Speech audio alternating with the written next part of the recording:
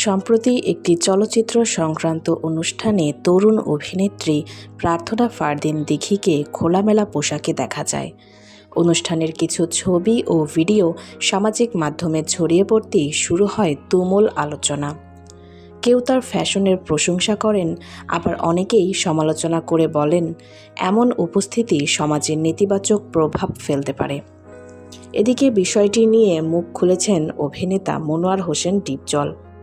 তিনি বলেন, একজন শিল্পীর জনপ্রিয়তা তার অভিনয়ের জন্য হওয়া উচিত, পোশাক নিয়ে বিতর্ক সৃষ্টি করে নয়।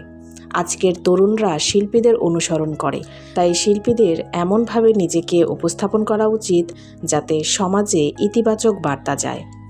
তিনি আরও বলেন, সাময়িক আলোচনায় আসার জন্য এমন কিছু করা ঠিক নয় যা পরিবার নিয়ে দেখার মতো পরিবেশকে প্রশ্নবিদ্ধ করে।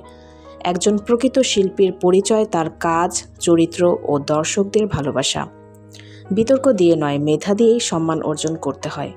অভিনেতা মনোয়ার হোসেন ডিপজলের বক্তব্য ঘিরে সামাজিক মাধ্যমে শুরু হয়েছে নতুন বিতর্ক। এক পক্ষ তার বক্তব্যকে সমর্থন করছেন, অন্য পক্ষ বলছেন পোশাক একজনের ব্যক্তিগত স্বাধীনতা, একজন শিল্পীকে তার কাজ দিয়েই মূল্যায়ন করা উচিত। তো ভিউয়ার্স, এই বিষয়ে আপনার কি মতামত কমেন্টে জানাতে পারেন। ধন্যবাদ।